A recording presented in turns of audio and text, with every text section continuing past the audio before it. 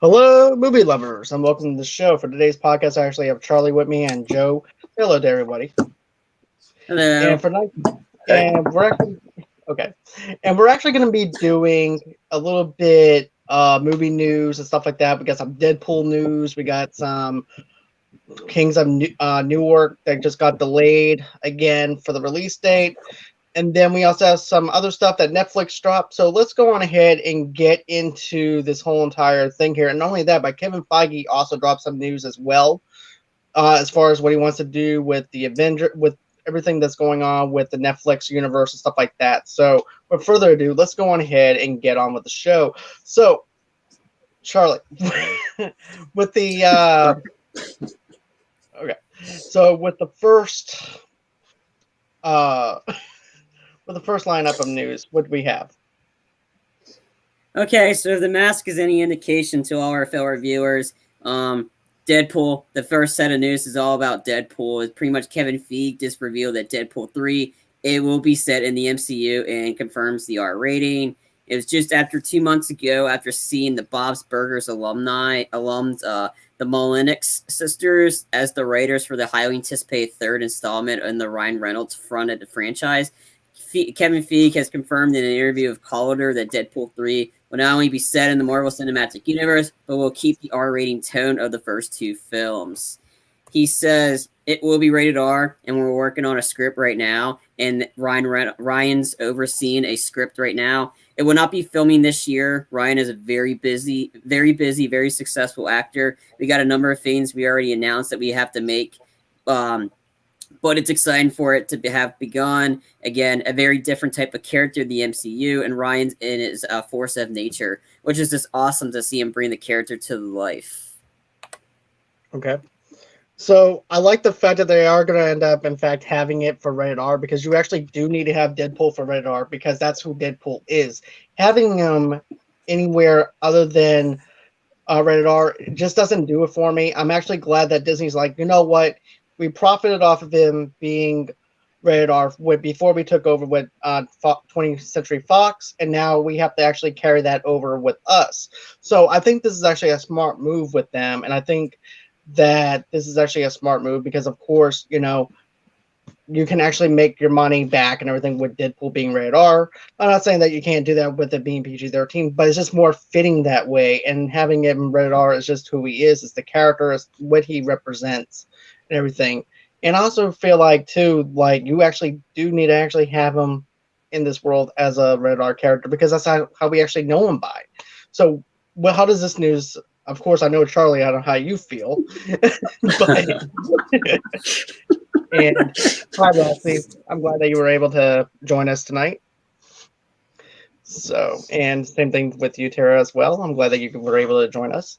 So, without further ado, Joe, what when you hear about Deadpool and being rated R, and they're continuing the rated R legacy that they actually have with the first two films, what does that mean to you? well, I mean, I'll be honest, I'm not the biggest Deadpool fan. I mean, Deadpool to me is like a huge, huge comic relief, but Ryan Reynolds, he's the best actor for that role. But joining the MCU, I mean, it's hard to see, Deadpool in another Avengers movie. You know what I mean? I mean, I know. because like he's such a huge comic relief. Like we thought Spider-Man jumping in that plane scene, being like, "Hey guys, what's up?" Was a little bit funny, but he's off the charts with this. So I mean, seeing that, like, there's some rumor talking about how Ant-Man could kill Thanos going up his ass. Like, Deadpool would actually do that. You know what I mean? It's like Right. bringing that into Marvel. That's going to be a big turn. It's going to be I think a huge turn. Like, I don't know if the audience is ready for that, but I mean, we'll still see what happens. I mean, what do you think Right. about it? More on it.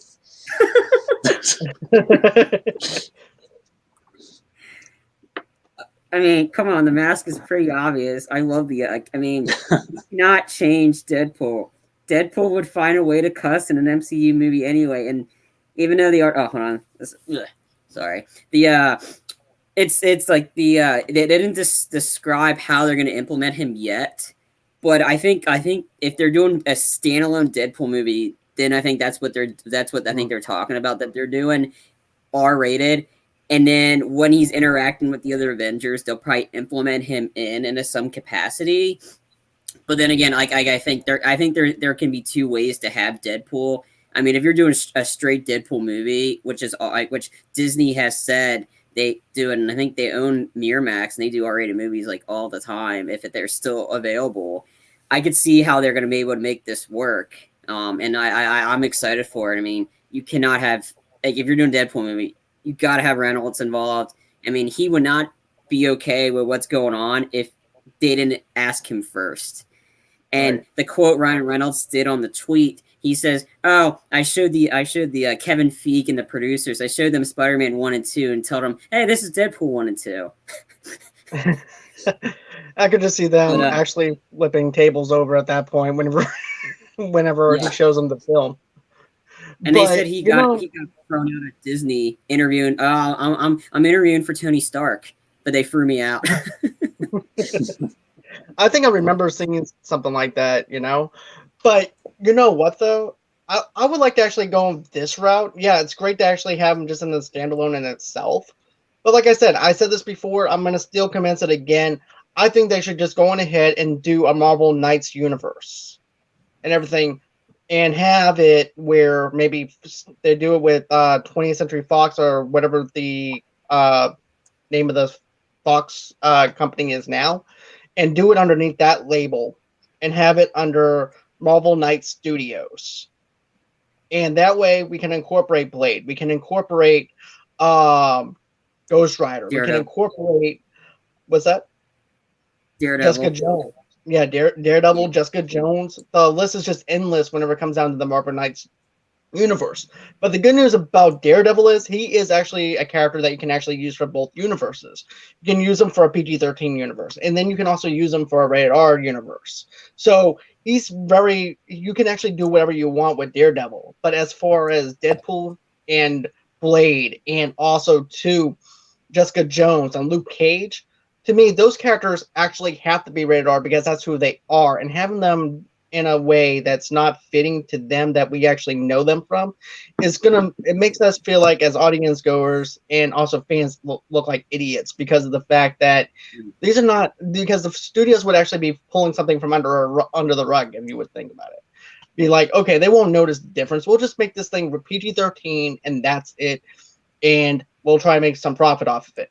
No, that's not what we want. We want a R-rated universe. We want Marvel Knights. We want something that can actually represent these characters. And also, too, Frank Castle, the Punisher, is also another one that belongs in the Marvel Knights universe. He was actually in the comics for Marvel Knights. Same thing whenever you look at Daredevil and everybody else. All those characters are part of the Marvel Knights universe. Yes, Roxy, like an adult universe. Yeah, Marvel Knights was actually Ghost Rider. It was actually Blade. Blade entered later on. But then you also had Jessica Punisher. Jones that joined it. Yeah, Punisher and Ghost Rider. You had all those in one universe. But like I said, you don't actually have to stick to those characters. You can actually add in Deadpool because he actually fits in with those characters. So you can actually keep that flavor. You can keep that R-rated flavor that we all like and have them the way they should be. What do you guys think? I agree. I mean, I think I think this would be like a perfect. I mean, there's some of the stuff that they need to be R. Like Blade, I can't see it being PG-13 unless. But yeah, that's what they're going for. Yeah, it's not a lot going for. I mean, and then there's speculation that they could be doing their own version of Deadpool kills the Marvel universe, essentially, like that based off that comic. But right, again, and from what I heard. And what I heard about that, though, they want to make it like an animated movie, not like a live action movie from that, which actually works out good for it to actually be an animated film. Because think of everything that Ryan Reynolds can actually do with Deadpool in an animated world. Yeah, and just be R-rated. We can have an R-rated animated film just for us. We don't get me wrong. We had that with the Killing Joke, which we're not even going to talk about. But as far as Deadpool himself, I would actually buy a ticket right now and go and see an R-rated Deadpool animated film. FX tried that. They tried to. I don't know why they canceled it, but it was I think Donald Glover. He was supposed to be directing and starring in an animated Deadpool for FX, and then they just randomly canceled it. I don't know why, but that would have been perfect for FX. Well, Yeah. I think could you imagine? Oh, I was gonna say, could you imagine if it like actually made an Avengers R, rating film? Like that would be funny as shit.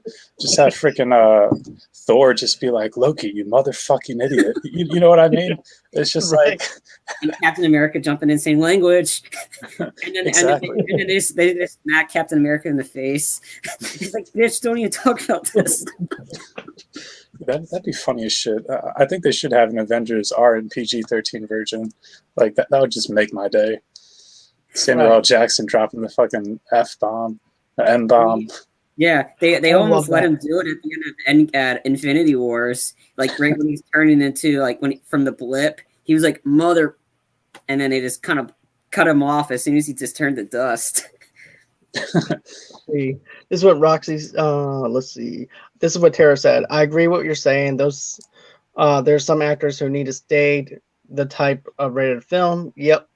And then Roxy says like Happy Tree Gore animated type.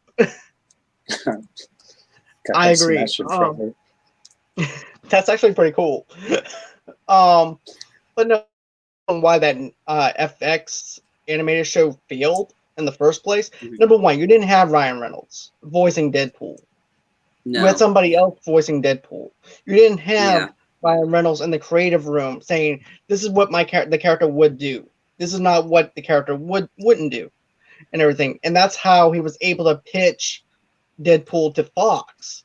He's like, "No, my character wouldn't do that. Yes, my character would do that," and he would chunk this piece of information and everything and keep this in, and chunk the other piece of information and keep another piece in, because that's actually what Deadpool would actually do. So now he might actually have to do the same thing whenever it comes down to an animated style world. So maybe we can actually have Nick Fury, like Joe said, dropping a motherfucker or anything on that nature within the animated world. You can actually probably have that, and just for the animation and everything, because think of it, it's not going to work in the world that Kevin Feige set up for the MCU and the Marvel Cinematic Universe, but it could actually fit into an animated world with that kind of stylistic kind of thing, which I'm sold on, because we do need an R-rated animated show. We've seen that it works with Harley Quinn, so why not with Deadpool? Yeah, we need another Deadpool video game. I agree. With better graphics and not low budget, like he said on the video game. Well, Nolan North. I mean, I thought Nolan North. Nathan Drake did a fantastic voice for Deadpool. I mean, he definitely got it nailed to that. He's been talking like we need another sequel to this Deadpool game. I love that game. I bought that game so many times. I still have it. That game is just fun to play. I have it I got it for the PS4. I got it the day I saw Deadpool in theaters. Of course. I traded in my PS3 copy, or PS3 or Xbox copy, and I was able to get got like $20 of trade-in for it at GameStop, and I put it right towards Deadpool. I think the game was on sale for like $40. Nice. Yeah. I mean, I haven't touched that game at all, but I mean, I probably would download it. Like, it's so fun. Yeah, I'll check it out, man. If you just want to waste whatever, it's great to play, or maybe an hour, maybe 2 hours just playing Deadpool. It's great. It's just a great little fun game, just to kick back and relax. And it's got cable in it. Nice. Next topic? Question mark. Yeah, our next topic is speaking on what Joe you were talking about, the other about the not Joe John, the other potential Marvel Knights stuff. Kevin Feige was asked about the potential arrival of Netflix's Marvel heroes into the MCU. So they said after reports of Charlie Cox's possible return as Daredevil in the upcoming third Tom Holland-led Spider-Man film circulated, many Marvel fans hopeful of the prospect of the other Netflix Marvel heroes, such as Jessica Jones and Luke Cage, might also be making their MCU debuts. However, Cox's involvement still remains a mystery, as Marvel Studios has yet to make any official announcements about it. And during an recent interview with the Hollywood Reporter, Kevin Feige was asked, okay, and then so he said everything is on the board. That's the one fun thing about the comics is that these characters would appear and disappear and come and go. All of it is inspiration for the future. There are some great characters, great characters and actors from the show. And then in 2018, Netflix decided to, for some reason, to cancel all their 3 Marvel shows: Luke Cage, Fist, and Daredevil. After that, they canceled Jessica Jones and The Punisher. Surprisingly, the article did not mention Daredevil, The Punisher, which is kind of shocking. Well, here's the thing, right? After everything that happened with the recent events that happened over the week and everything, and then they want to actually shut the shit down with the Punisher and everything too, where they want to where people are actually wanting them to shut down all production of the comic books of the Punisher and just cancel the Punisher altogether. The problem is, it's not the comic books that's the problem. It's people's shitty behavior that's actually the problem. Quit blaming entertainment. Quit blaming music. Quit blaming everything else that you see and read and you also watch on TV for somebody else's shitty behavior. Take initiative for what the other person did. He was just a shitty ass person. These are just shitty ass people that don't want to take initiatives. That's saying, hey, look, I'm a shitty person. I did this shitty thing, and that's it. But no, they want to blame comic books. They want to blame video games. They want to blame music. They want to blame TV shows, movies, and everything. It's ridiculous. And on top of that, I feel like they need to actually have the Punisher in this universe. He fits in with these characters. Do not bow down to what other people are saying and everything. Do your thing. Don't become reactionary. Do your thing. Put the Punisher where he needs to be, because that's where we want him. Now, Iron Fist, on the other hand, I don't know where he would actually fit into this universe. I think he would belong more into the MCU round than he would with this lineup, because I don't see him actually in this lineup. I see him more in the MCU lineup before I see him with these other characters interacting with these characters. And I know everybody's like, well, let's just reboot the Iron Fist character. And I'm like, I'm down just to try and give the actor another chance, because of the fact it's not the actor's fault. He was just doing what was on the pages of a script and reading what was on the pages of the script and what was being projected out of his mouth from the script. That was the main problem. And the direction of each episode was the problem, not with the actor. So that's just my own opinion. But what do you guys think? I mean, I think, like I said, if I had to put money, I definitely think Punisher is they're gonna continue doing the Punisher, because they'd be kind of like, I mean, they keep saying they stop publication on Superman and they make more Supermans. I mean, it's just, I mean, it's well, I think the Punisher, yeah, I think the Punisher, Superman's a different character than what Punisher is. Yeah. But John Barrafano came out and he's defending the Punisher character. I mean, he's going out and saying, like, and then he's been in Punisher mode the whole time, and he wants to do another one. So I mean, I think it's just gonna work in the schedule. I think it's just still kind of fresh in people's minds. So I think give it some time. I think the Punisher would be there's gonna be at least some sort of Punisher character either in the MCU or on the TV show or something. So I have confidence that we're gonna get a Punisher. But I mean, I mean, I didn't like the Iron Fist show. I watched like 2 episodes and I went right to the final episode, and I'm like, this is terrible. I actually forced myself through it. I couldn't. I'm like, I'm so tired. My name is Danny Rand. I'm the immortal Iron Fist. Okay. It's like a B TV show. They're just like a bad TV show altogether. Yeah. And some of the action was just meh. It wasn't great. I mean, I liked him in the Defender series, because that series was awesome. I mean, do you think if they had a bigger budget that Iron Fist could be better? Or do you think it all comes down just to the acting? You know what I mean? I think it's all of the above. The writing, direction, the fight choreography. I think overall it's just a hot mess. I'm with you. I I'm can see with that. you. Compared the action sequences, because we got Daredevil, and that pushed the envelope when it come to fight sequences and doing and how they shot these action sequences. Daredevil happened, and then how Daredevil was it was like up here, and then Iron Fist came out and it was like right here. To quote Brad Pitt from Moneyball, there's rich teams, there's poor teams, there's 50 feet of crap, then there's us. They were Iron Fist in terms of that. The overall quality was under the 50 feet of crap. The Daredevil was one of the rich teams. Yeah, I mean, like honestly, if I were to make a Daredevil movie, like majority of the money would be put into fight choreography, just because he's blind.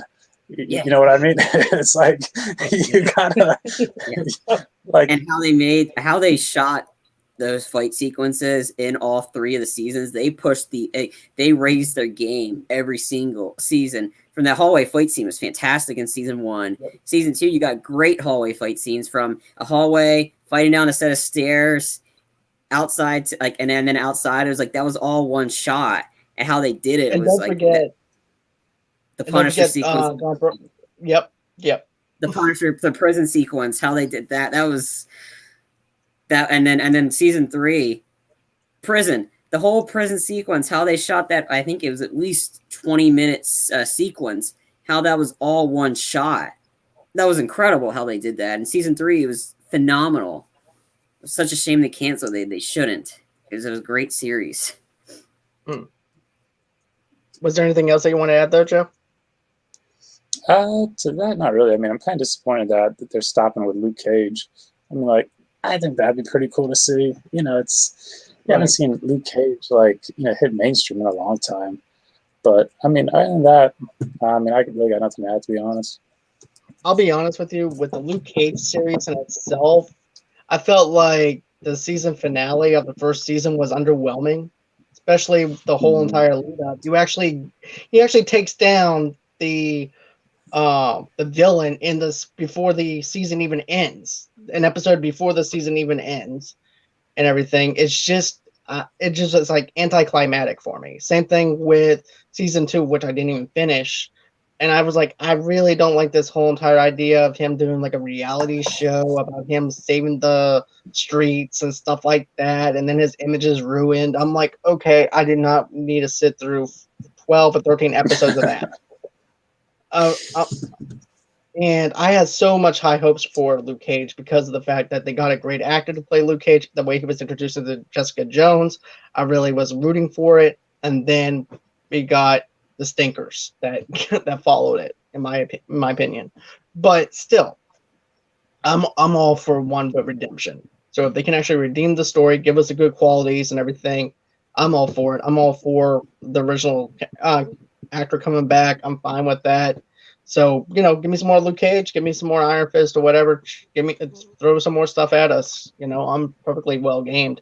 But we still need to have D'Onofrio, the guy who plays Kingpin, to come back, who plays Fisk. Because I believe that he did a really good job playing that. Goodness. I mean, so, yeah. He chopped the dude's head off with a car. I mean, come on. I mean, it's like he was perfect for that role. I mean, there's nobody else that can play. I mean, Michael Clark Duncan did what he could, but he was doing what the script gave him. Vincent, he's perfect as Kingpin. I mean, geez, like he was like that. I mean, we need more Bullseye. Bullseye was fantastic in season 3. I mean, he's so much better than Colin Farrell because you get to see how he became Bullseye, and it's just he was fantastic. Like I said, like this how the show ended on a good note and also left the door open. But that was a show that they should not have canceled. They should have just kept that one going because that was like it was getting good.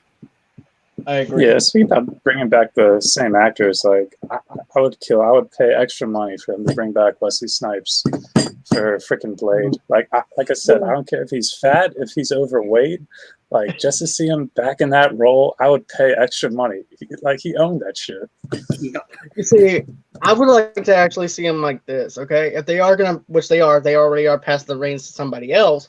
But I wouldn't mind seeing Wesley Snipes playing Whistler. I wouldn't mind him just trading roles where he plays Whistler and everything, which would actually be more fitting. He can actually help him out and everything, and Oh, that's a perfect way of actually handing the torch over and everything. Yeah. And Wesley Snipes can actually just be another character for Blade rather than him just be Blade. So I think that would actually be more fitting if they actually did that route. yeah, So I agree. Kind of like with the same Wonder Woman route.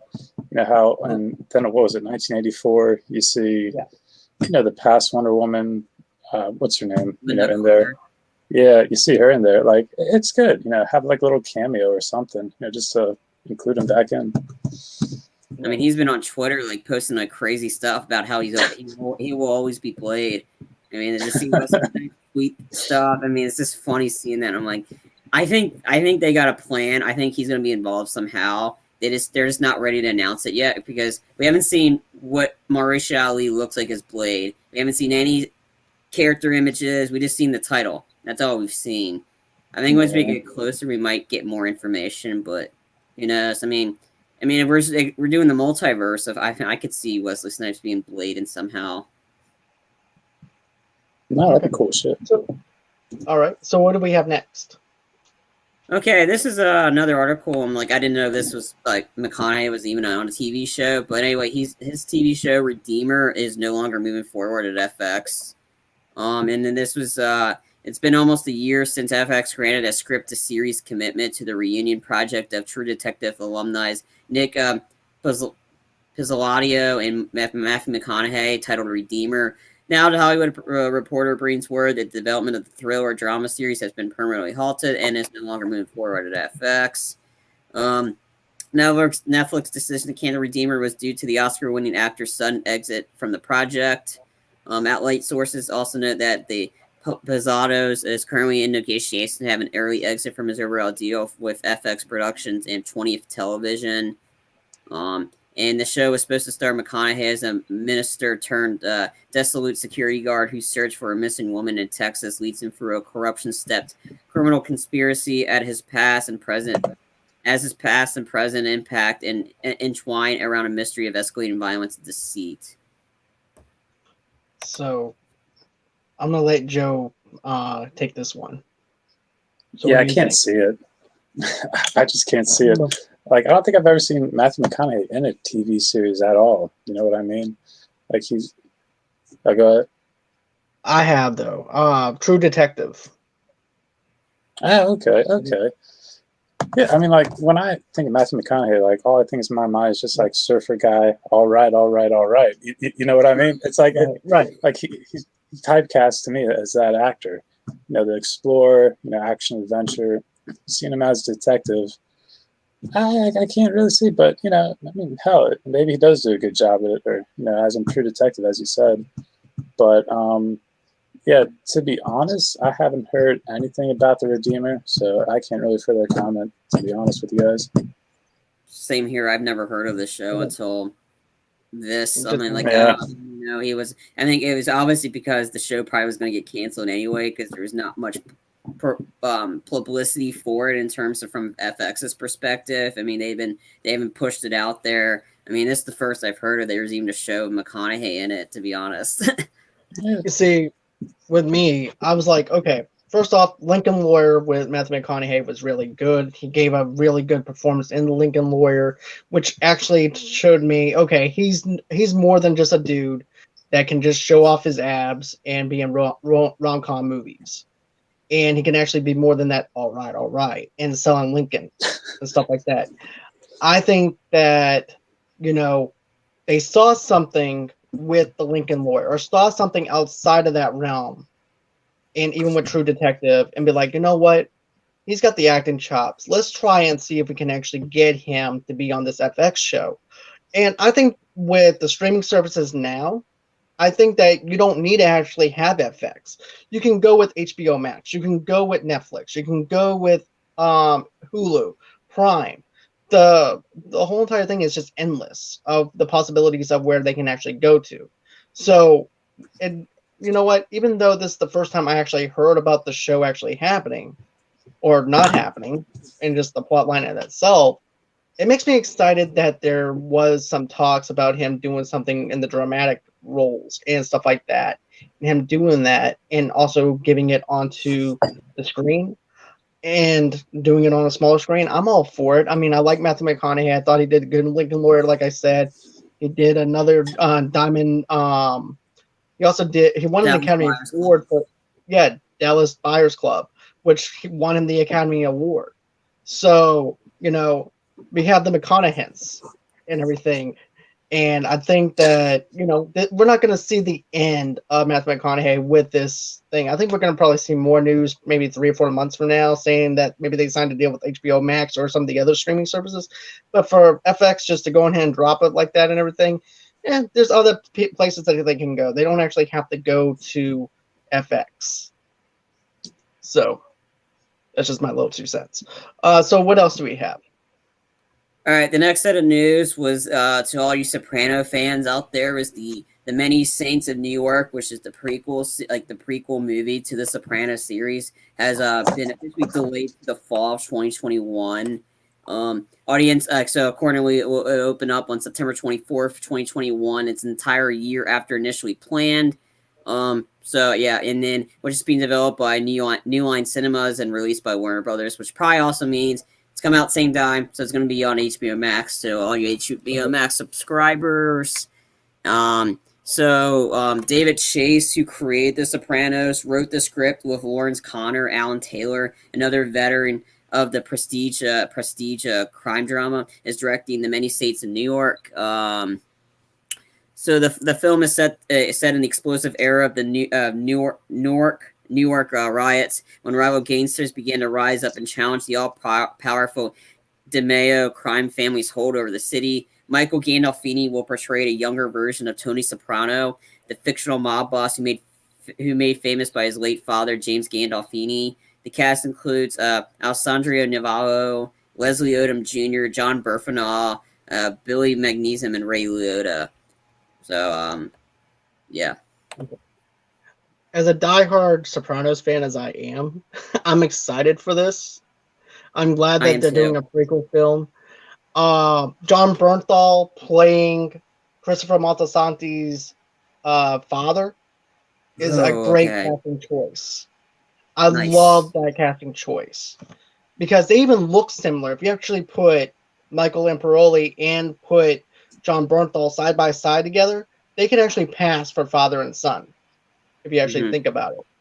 And to me, I think that's fantastic. Also, having James Gandolfini's son being a young Tony Soprano and everything is just fantastic. David Chase coming on board to direct, that makes me even more excited. As a matter of fact, on Collider.com, I remember reading the article and everything. They did say that this is going to be released on HBO Max. And so that makes me even more excited. Yeah. Because I'm actually doing an after show for The Sopranos. So what better way for me to go on ahead and actually go on ahead and just take a break from actually the series and then just review the prequel. And I like the look kind of looks different than what we normally get from The Sopranos from the 1999 version and stuff like that.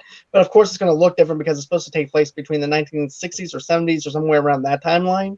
So of course the hairstyle is going to look different. The fad with the bell bottoms and everything else is going to look like that because it's a prequel series. Everybody's like, well, I'm not too fond of the hairstyle. It looks like a wig.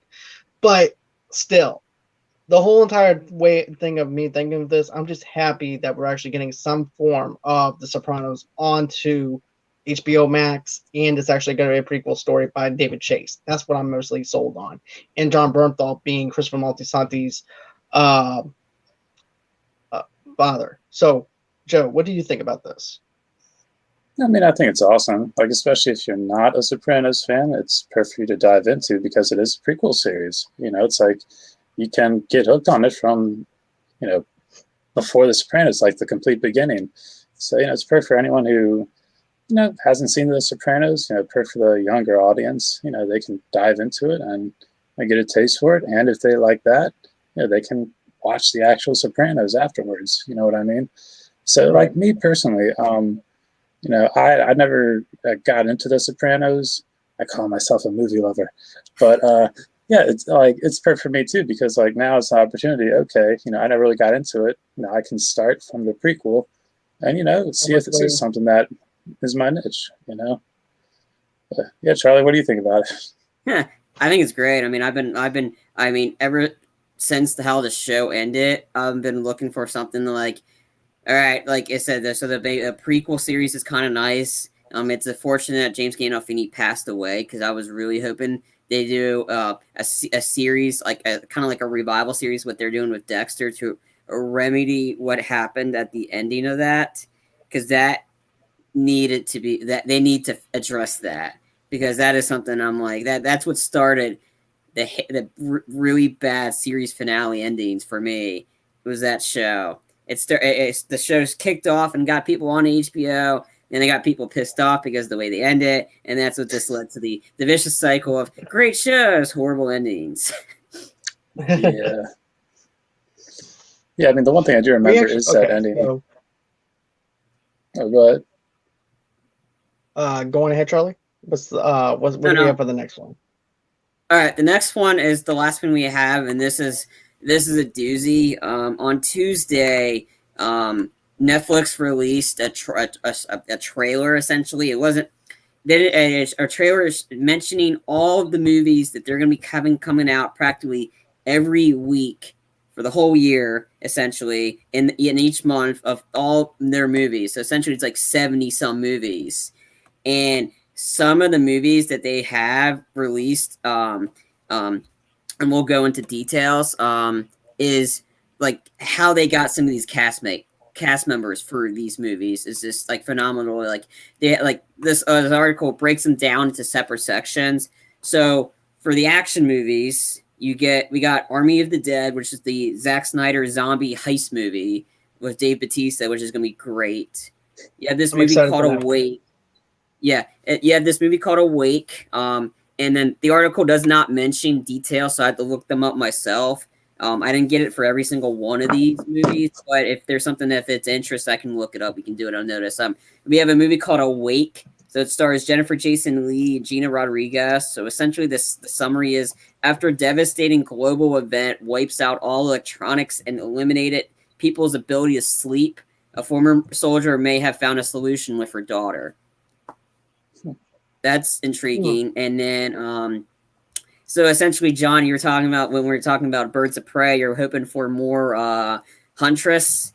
Well, yeah, this is not it's not in a Huntress movie, but essentially it's a movie called Kate, and it stars the actress that played Huntress in the movie, Mary Elizabeth Weinstein. So it stars her and Woody Harrelson. It's essentially a female assassin who, after being poisoned and given less than 24 hours to live, goes on a manhunt through the streets of Tokyo and befriends a daughter of a past target. Oh, shit. I like that idea. I can see like a Kill Bill kind of vibe to it a little bit. Yeah. Once I read that, I'm like, okay, yep, I'm sold. And it's like that.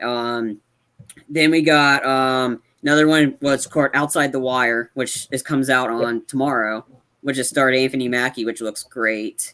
Yeah, I can. By the way, guys, you can actually catch the trailer reaction to that on the channel as well that Frenchie and I did. If you didn't get a chance to actually check out Outside the Wire, the trailer, we actually have the trailer review up on the channel. So, okay, the next movie is Red Notice, which stars Dwayne Johnson, Ryan Reynolds, and Gal Gadot. Which this wasn't really supposed to be a Netflix movie. It was supposed to be a Universal movie, and it's directed by the guy that did Central Intelligence and Skyscraper with Dwayne Johnson.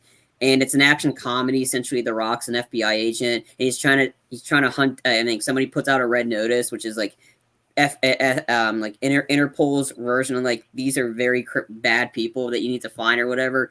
Ryan Reynolds plays a con man, figuring him, and Gal Gadot's an art thief.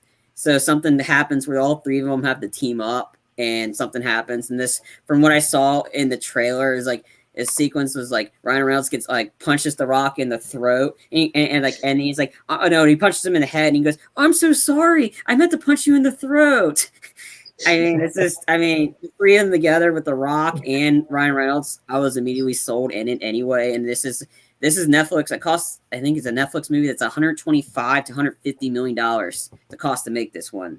So it's another high budget. It's a high budget one for them. And then the last action movie that they mentioned on the article was a movie called Sweet Girl. It stars Jason Momoa and Marisa Tomei. So this is essentially an action movie because I saw the trailer, like the brief clip, some great action. Says a devastated husband vows to bring justice on the people responsible for the death of his wife while protecting the only family he has left, his daughter. So this like again, I got all this info because I had to research it myself. And then the horror movies that they have is a movie called Fear Street Trilogy. I didn't get much info on that. Okay, I know what that is. It's based off of R.L. Stine with the young adult series. And I used to read those books back when I was in 5th grade and everything. And I grew up reading Fear Street novels. So if you're into like different stories, I'm not sure if it's going to be like an anthology series like they did with the books, because each book is different. But if you're into Goosebumps, if you're into that kind of spooky stuff that R.L. Stine does, Fear Street is one of those series that I highly recommend, because that's what got me into reading more Stephen King stuff. That's what got me into reading other people's work and everything because of R.L. Stine. So check out Fear Street whenever it drops. I didn't get a date on that. They mentioned this sometime in 2021. And then there's No One Gets Out Alive was the title. Then there's someone inside your house. Man, that sounds like a Lifetime movie, or or Hallmark, right? Or one of those investigation discoveries. Things Heard and Seen. Okay, and that's all the horror stuff that they mentioned. And now we're getting into thrillers, which is a huge list. So, you got Blood Red Sky, Beckett, Escape from Spiderhead, which it's got this one I got details on. It stars Chris Hemsworth, Miles Teller, and Jernay Smollett, and it's directed by Joseph Kosinski. I believe he directed Tron, the Tron's Legacy, and he directed Oblivion. So essentially, in the near future, 2 prisoners take part in a new drug test in order to shorten their prison sentences. I'm like, Chris Hemsworth and Netflix, they had a hit, so I'll probably watch this. There's a movie called Intrusion. We're getting another version of Munich. A movie called O2, probably something related to oxygen. That'd be my guess. Night, The Swarm, and Netflix is actually bought the rights to The Woman in the Window, which is the movie that starred Amy Adams. That was the one that was supposed to be released last year. I think by Fox, I think. And now Netflix has it, so that's coming out in sometime this year. They only mentioned one sci-fi movie called Stowaway. Didn't get much details. I can go and look that up if we want.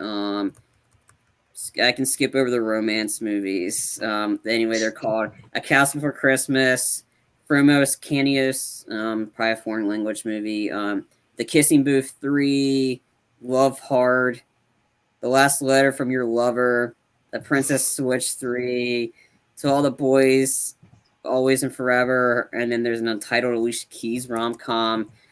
Okay, moving on. All right. There was a lot of dramas. Again, didn't get much info from this. Again, I need to see trailers and stuff, but there's a movie called Beauty, then Beauty, Blonde, Bombay Rose, Bruised, Concrete Cowboy, Fever Dream, Malcolm Marie, which is the Zendaya and John David Washington romance movie coming out on February 5th. Then you got one movie called Monster, Penguin Bloom, January 27th. This movie was just already released. It was Pieces of Woman, starring Vanessa Kirby and Shia LaBeouf, I believe, was in this. The Dig, January 29th. The Guilty, The Hand of God, The Power of the Dog, Starling, The White Tiger, and 2 Untitled movies, and I'm not going to butcher their names. And then one Western called The Harder They Fall, and I believe it stars Regina King as one of them. I think she's directing it. Now we get the comedies, and there's some pretty good ones. One's called Eight Rue de Humante. I'm not sure what that is. Afterlife of the Party. I'm excited for this one. This one is called Bad Trip. It stars Eric Andre, Lil Ray Howard, and Tiffany Haddish. Essentially, it was like kind of like more kind of like it's like a movie version of the Eric Andre show. I think it pranks because this movie was supposed to be released in theaters. Now Netflix has it's coming out anyway. They steal Tiffany Haddish's car, and she's a criminal. So I mean, it's just again, I'm an Eric Andre fan. His show is hysterical, so I'll probably check it up. Okay, this is the juggernaut of the comedies, and how they got this cast together is that it's a movie. It's called Don't Look Up. It's directed by Adam McKay. It's got Jennifer Lawrence, Leo DiCaprio, Kate Blanchett, Meryl Streep, Jonah Hill, Timothy Chalamet, Matthew Perry, Ron Perlman, Chris Evans, Tyler Perry. It's essentially two low-level astronomers attempting via media tour to warn mankind about an asteroid that will destroy Earth. And the two low-life astronomers is Jennifer Lawrence and Leo DiCaprio. Oh, that's gonna be funny. It's actually gonna be different seeing Leonardo DiCaprio in something funny because all I've been seeing him is in something serious. Huh? He's got a very heavy beard and he's wearing glasses, so it's kind of weird seeing him like this. You see a brief glimpse of this during that 2-minute trailer that they have shown everything. And once I saw Leo and Jennifer Lawrence the same movie, like I was sold. But then I just looked at the cast before we started this. Oh my god, how they got all these Oscar winners in the same movie. So, and it's Adam McKay, so there's gonna be it's gonna be funny. Dude, after hearing Tyler Perry's in it, I'm hoping they bring in Medea. That'd be funny as shit. If he plays her. Just randomly just have Medea in there. Hallelujah. An asteroid. I could see her just riding on the asteroid or something with a lawn chair. I could too. I thought he was the best part of Gone Girl. Yeah, I like how he said both of y'all are just fucked up. Yeah, it's gonna be like sitting there. It's gonna be like a criminal and lethal injection or something of that nature. Right. Some other movies that they mentioned was called Double Dad. Not sure what that is. I Care a Lot, which comes out February 19th. A movie called Moxie, March 3rd. The Last Mercenary. This superhero comedy movie called Thunder Force stars Melissa McCarthy and Octavia Spencer. So if you're not Melissa McCarthy fans, you probably just will not watch it. I mean, I am, and it's directed by her husband. So I mean, it's just I think it's essentially it's like a world with supervillains or something essentially, and then so Octavia Spencer is like able to create this this serum that you can give superpowers to any random person. Too bad she accidentally gives it to her estranged best friend, Melissa McCarthy. To be honest with you, I used to like Melissa McCarthy, but I feel like when her and her husband are teaming up to make movies together, they tend to actually do this. They climb up a hill, and then all of a sudden it just plummets down. Like, it just... I don't really. Yeah. I've been hoping for some type of redemption from Melissa McCarthy. I'm always rooting something for her, stuff like that. But whenever it comes down to her and her husband making films, it's very bland to me. It shouldn't happen. Right. I was glad he didn't direct Spy, and Spy was fantastic. That Paul Feig directed that, and that was a fantastic movie. Even though this movie got panned, and her husband didn't direct this one, I don't believe, but. The Happy Time Murders is absolutely hysterical. It was this. If you guys don't know what this is, so essentially Melissa McCarthy. It's in a world of puppets, and it's like everyone thinks, oh, puppets, yeah, it's kids movies, yay. No. So essentially, it's the Happy Time. The Happy Time Gang was a children's TV show, and it had like all the puppets all there, and it was all fun. Elizabeth Banks is in this. So eventually, somebody is out killing all these child stars, so they're killing these puppets. And Melissa McCarthy, so the other guy, I think he's a cop. So it's Melissa McCarthy's working with a puppet, and the two of them got to figure out who's killing all these puppets from this TV show. All right, the first 5 minutes, you know exactly what you're getting into. This movie's hysterical. Like, I mean, it's like if kids think, oh, it's puppets. No, it's directed by Jim Henson's son. From that did the Muppets. So this is like if the Muppets were drinking and doing drugs, essentially. It's so messed up, but let's just say there's very moments when I was crying laughing. It's very critics hated it and I didn't care. But Melissa McCarthy's hilarious in that. I mean, and it's like So like she gets shot, so they have to replace her organs with a puppet organ. So she's addicted to this.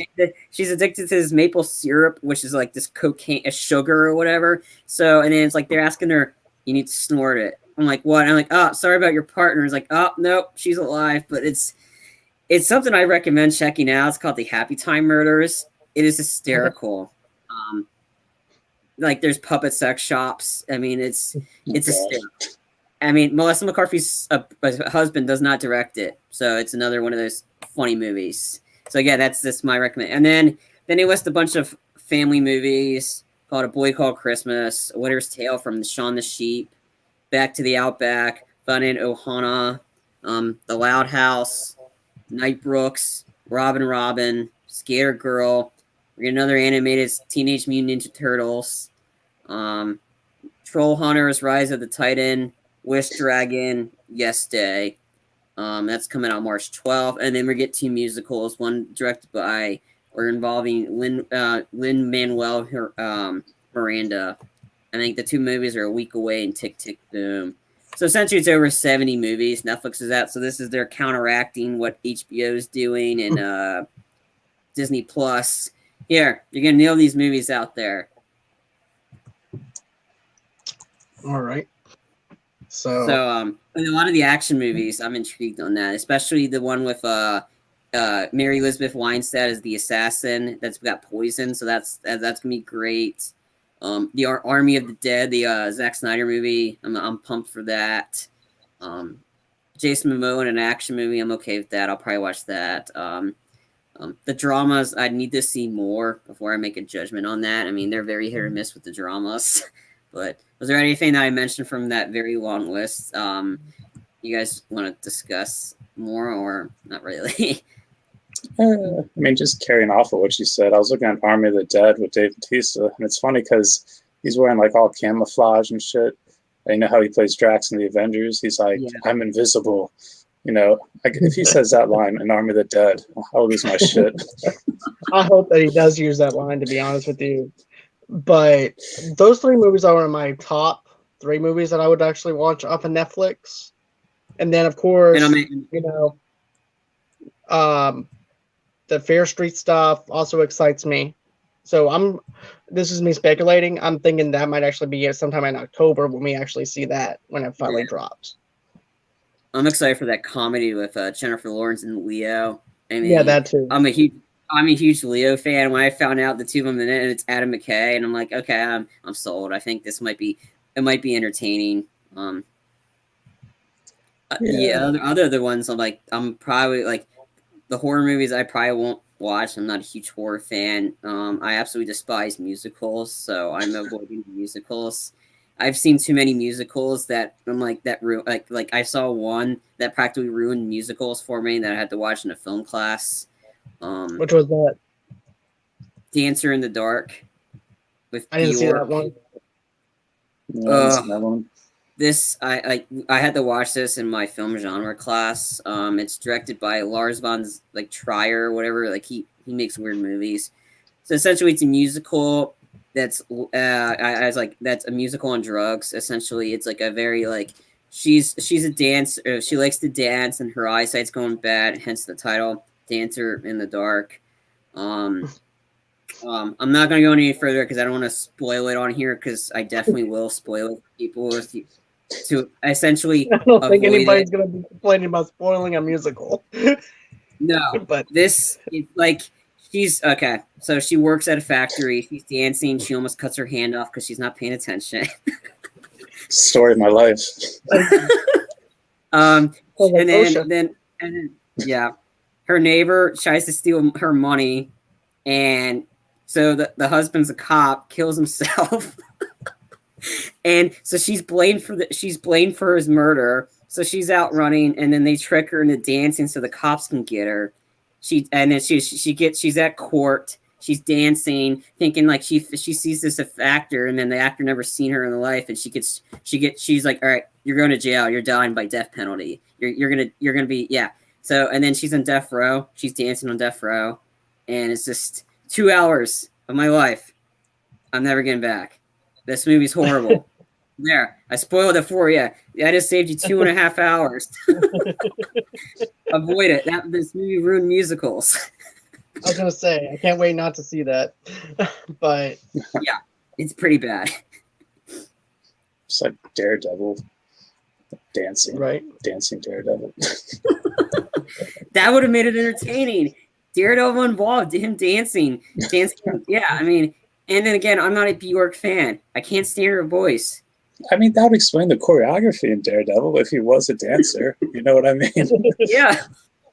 But if you don't like, if you love Bjork, I still don't recommend seeing this movie. It ruins it for you. It puts her in a different light. It puts her like what is she doing? And what did she agree with to do this movie? And it's just like, I called it a musical laced with drugs. See, I would actually pay and put this on a Pantheon of you just watching the musical and just you ranting about this movie as you're watching it. I'll give you a segment. Me ranting about a movie. Just slowly fall asleep. No, like I said, I'd immediately fast forward. I'm like, nothing seen here. You don't need to see anything here. Okay, yay, it's over. 2-hour movie. I'll be done in 30 minutes. I'd pay money for you to like improv and actually pretend you enjoy the whole thing. You know, right? Just like, oh, this is so great. You're gonna have to pay me a lot of money for this. Matter of fact, Jeremy John did a movie review and everything. I forgot what it was. He hated the film because, yeah, this is so great. It is an awesome movie. And then all of a sudden he goes, this is horse shit. This movie sucks. I forgot what he did. There's a segment for us.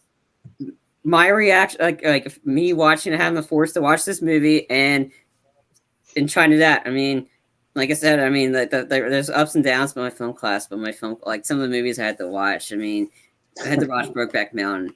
I did not want to watch that movie. But is there anything else that you wanted to talk about though, or is that no? Maybe that's the other news is that you probably, I don't know if anybody's seen it, but the No Time to Die is probably gonna get delayed. It got delayed again to about the fall. Don't have the article just to determine the date, but that's what I heard. And then I'm not surprised. I'm like, the longer they wait, the more people that we get to see in theaters. And this is the big shebang. Daniel Craig's last Bond movie. You heard, I was already sold on it from when I saw the first trailer. I've been pumped for this movie for a while. I'm ready for them to get a good ending. And I think like Rami Malek's gonna be a great villain. And I'm just excited to see the action sequences in it. And yeah, that's what I'm really pumped for. I'm happy that they're delaying, and that means the better chance I'll get to get seen in theaters. What about you, Joe? Are you excited for it, or you're a big James Bond fan? Yeah. I mean, like to me, it's like James Bond is like one of the iconic, like, you know, male figures. You know what I mean? It's like always was a guy, and now with the rumor, like it's a girl. Like I don't even know if that's official. You know, it's different. Like we're changing. Like Doctor Who was a guy for so long. And then they put a girl as the main character. So it's just like it's changing with culture. It's like, things can be what you want to be. You can be what you want to be. You know what I mean? It doesn't have to symbolize, one sex. It can be, two different sexes. Right. And it's kind of it's different, but it's the culture we're living in. So I mean, her character is a 00. I don't know if they mentioned if she's 007 or not. And they haven't really officially announced the direction they're going. I think they're waiting till the movie gets released, and then they're gonna announce how they're gonna move forward with it. Again, I don't know. I'm just want to see it, honestly. Okay. I'm ready. I'm ready for it. I mean, the action sequences I've seen from the second trailer, I was like, okay, yeah, I'm sold. Right. Yeah, but I mean, yeah, like I totally see it. And carrying on the movie list that you were mentioning, like there are two titles that stuck out, like Love Hard. Like I'm trying to think, what the heck could that be about? Like I'm gonna love you hard. Rock. It's that sequel from the John C. Reilly movie, Rock Hard. Remember That's all I can think I'm of is just like, Love Hard, Rock Hard with the Dewey Cox story. Okay. But I do want to I got piggyback off of info. Charlie for a minute, though, Yeah. too. And also what Joe was saying about James Bond. You see, I think that here's the thing: James Bond can be anybody, like Joe said, and Yes. if they're doing it off of the 00 thing, she can just be another number and everything. It'd be like 008, 009, 0010. She doesn't actually have to be 007.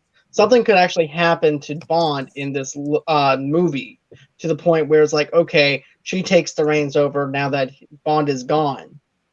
And true.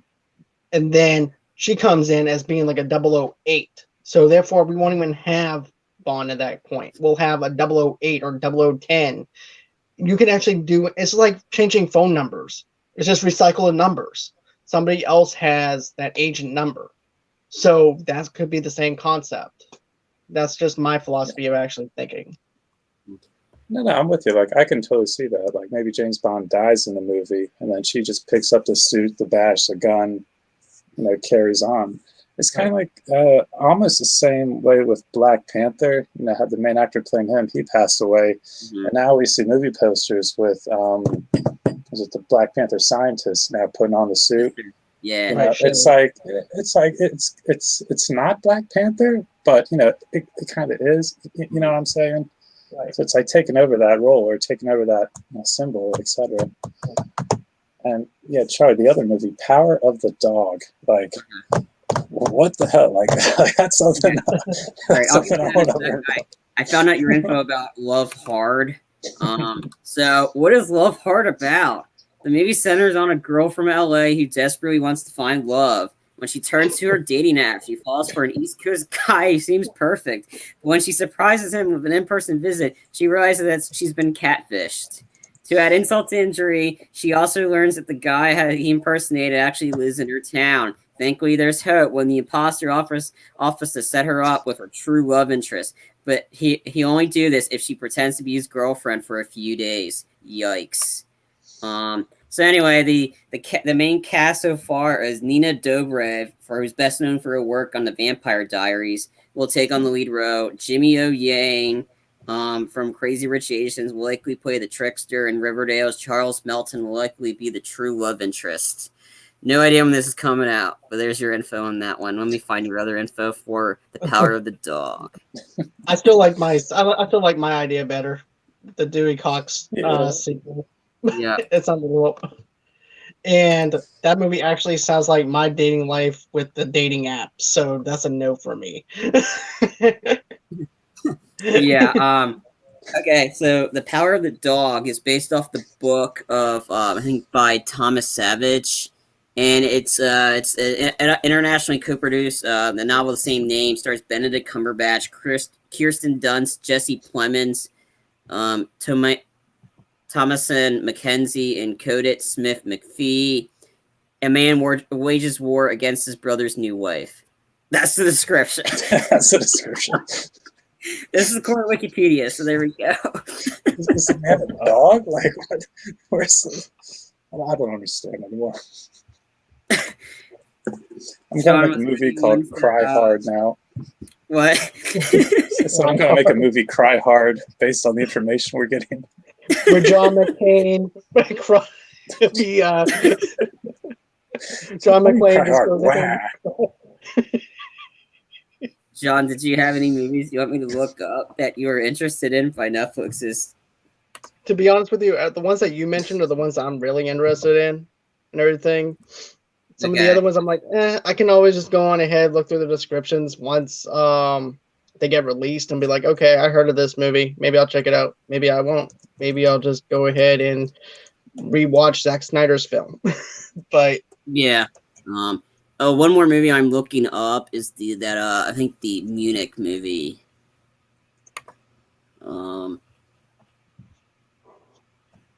It's okay. There's no description. It's it's obviously based off so it's obviously the book. I think they're doing a book version of like adaptation of the movie of Munich. It's got Jeremy Irons, George McKay, and a lot of people I'm not familiar with. Yeah. So anyway, like I said, I mean, I don't know. From what I've seen in Munich, I've seen the Eric Bana one, and I thought that was entertaining. So I'm interested, and this one I need to see more. But that was the one I was just looking up. There's a lot of interesting movies on here. Like, I want to know what O2 was.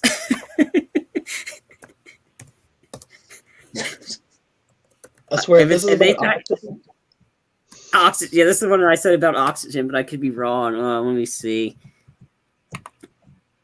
I see you're trying to love hard. Looking at that movie. Okay, there's no description. It's a survival thriller film, so it's obviously leading to my suspicions. It's about oxygen. It's American French one too. Maybe it's about space where they're running out of oxygen and they have to find ways to survive. I don't know. It'd be funny if it was for someone's name, like Elon Musk. You know, he named his kid some like weird ass name. O2. Hey, motherfucker O2, come over here. We're gonna sit down, O2. Come here. It'd be like James Bond, like 007. You got O2. You know, it'd be funny if they did it like this. Hey O2, come over here, motherfucker. Come over here. Sit down right here. Sit next to Optimus Prime. Sit down. Starring Samuel L. Jackson. Right. But that's pretty much everything that I wanted to cover. What about you guys? No, I think found out what I need to know about some of these movies. I mean, Love Hard. I'm gonna be asking people that. Like, I'm gonna be like, "What'd you get so and so for their birthday?" Oh, is it a Love Hard gift? I'm like, what? What are you talking about? I mean, some of the names for some of these movies. It's like this. Wow. I can going up to a girl going, "Will you love me? Will you love me hard?" God. Then they just cry hard. Wow. Right. Wow. That's what's I just went from the dictionary just to name these movies. Okay, let's go. Oh, we haven't used this one. Yeah, let's use this as a title. Like concrete something. Concrete Cowboy. What is it? A cowboy that dances in concrete? I mean, this sounds like the sequel to John Travolta's movie and everything. He played like a cowboy. I forgot what that movie was, but I don't even want to know. Like, this is, when you've ran out of ideas. Yeah. Cowboys dancing and.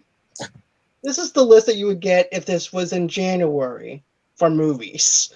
It would be that toilet bowl season of movies and everything that they would just go in and say, you know what? It's the first of the year. People are dying for a movie. So let's go in and put Love Hard in there. We're going to put Year of the Dog in there. We're going to put some other stuff in there. And we're just going to flush it and see what happens. So it's a Western. Concrete Cowboy, a Western drama film. Can you love easy? And Love hard. And it stars Idris Elba. Okay. Okay. It has potential to maybe be good, but because of Idris Elba, but like there's a small potential. Small.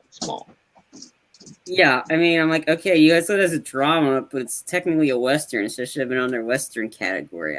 I don't know. It's just like that. But some of the names, like the movies that all the action movies, except for maybe Awake, sounds interesting.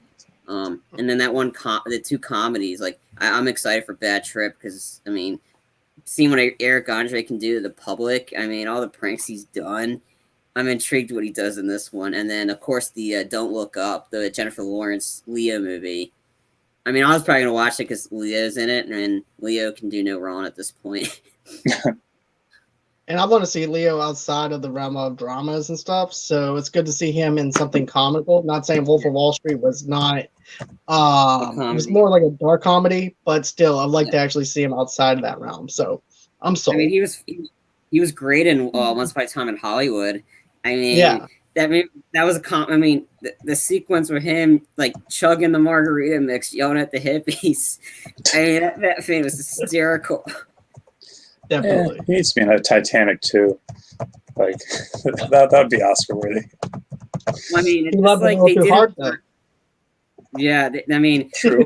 are they going to bring him back? Because that's what everybody really wants to know. If you do Titanic 2, when they announced that they're setting sail on the Titanic 2, and Leo's like, F no. I don't know if you guys have seen it, but there's actually a Titanic 2 trailer where they pull Leo out of the water and he's frozen. Oh, yeah. I heard that's a travesty. But no, I mean, just all the jokes during the Oscar season that Brad Pitt kept throwing shades at James Cameron, like, "Hey, Leo, I would have left room on the piece of wood for you." Right. Because they proved that on MythBusters that he could have survived. She just felt like hogging it for herself. God, the bastard. Alrighty, so no, I'm good. I got nothing else. Yeah, okay, same here. I'm out. Okay, me too. I don't have that much as well. So with that being said, guys, that's gonna do it for the show for tonight. Tomorrow night, I'm actually gonna have independent actress Rossi McCree with me tomorrow night. We're gonna be reviewing American Gangster with starring Denzel Washington. So we're gonna be doing that movie tomorrow night. Then Saturday, I'm gonna have another podcaster with me from Listen. And hold on one second. I actually have something from Tara. How do you make Titanic 2? Go on YouTube. Get another ship called Titanic 2. There you go. And they crash into the same iceberg. And that's the true villain, the iceberg. And it's the true hero, too. If you go on YouTube and type in Titanic 2 trailer, I shit you not, there's actual fan-made trailer. You got to watch that. That's how they do it. There's an actual movie, Titanic 2. I'm not joking. And there's like yeah, I heard it's terrible. I mean, only like 10 people died in it. But yeah, that's why it's terrible. Only 10 people died. It sucked. Only 10 people died in this one. It was not as bad as Titanic 1, where we had all those fatalities, but 10, it was not bad. I mean, Titanic 2 was it was that, but I mean, you can't beat the greatest game of human plinko, Titanic. But anyways, guys, like I said, I'm gonna have independent actress Rossi McCree with me tomorrow night at 8 o'clock Central Time, 9 o'clock Eastern Time, 6 o'clock Pacific Time to talk about American Gangster. Saturday, I actually have another podcaster from Listen from Britain. We're actually going to be reviewing The Mask and everything, and that's also going to be another video review. It's going to actually probably be around 10, maybe 11 o'clock in the morning for that review. So go on ahead, check that out. Then Sunday, I'm going to be busy doing something else. I forgot what else I have planned for Sunday, but I know I have something planned for Sunday. Monday is going to be another rollout of different things I'm going to be doing. So stay tuned for that. We actually have a movie page for all your entertainment needs and wants. It's called MovieLoversUnite.com. Go ahead, click on that now. Check out everything that we have to offer. Another thing, too, guys, is if you want to donate to the show, you guys don't have to. Go ahead and click the link below. We're also sponsored by Audible. Go ahead, get yourself a 30-day trial. Read some Fair Street novels. Click that link below. Get your 30-day trial from us.